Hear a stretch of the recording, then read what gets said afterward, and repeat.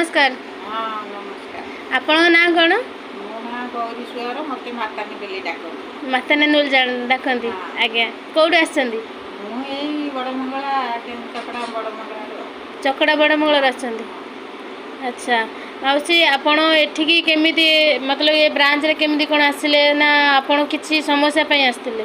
नाइ मु ए ब्रांच तो जानि नथि। अब हम गोटे पिला माध्यम रे मु से जानिली जे सेठी गैस औषध दउछ। आज्ञा गैस औषध दउछनी मु ऑपरेशन होबा बसली। आज्ञा मु 1.5 वर्ष कि 2 वर्ष खंडे हबो। आज्ञा मु आसिकरी एठी सार संगे जोगाजोग करी आज्ञा एई पंचबिना को नेकी नै व्यवहार करू। आज्ञा एबे आपनकर गैस समस्या केमिति कोन अछि?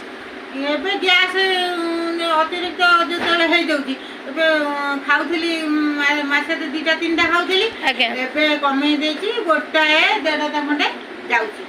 आपनकर गैस समस्या भलो लागुछि ना लागु? हां मु गैस जेते अतिरिक्त बढ़ी जाउची आज्ञा मु ए औषध दी भी खाइ देला माने आज्ञा मोर कमी जाउची।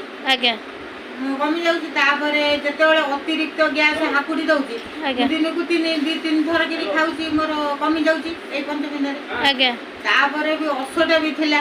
आज्ञा औषध भी थिला औषध भी कइबारु सानु कइबारु औषध भी देले मु औषध भी 8 दिन औषध खाइची औषध भी खुआई।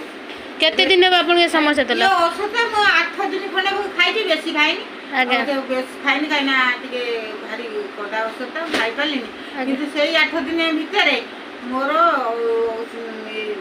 भलाई जे असर गबे आपन भी भार नि 1.5 वर्ष आ औषध भी भार सत कहउचंती ना ना सत एटा सत।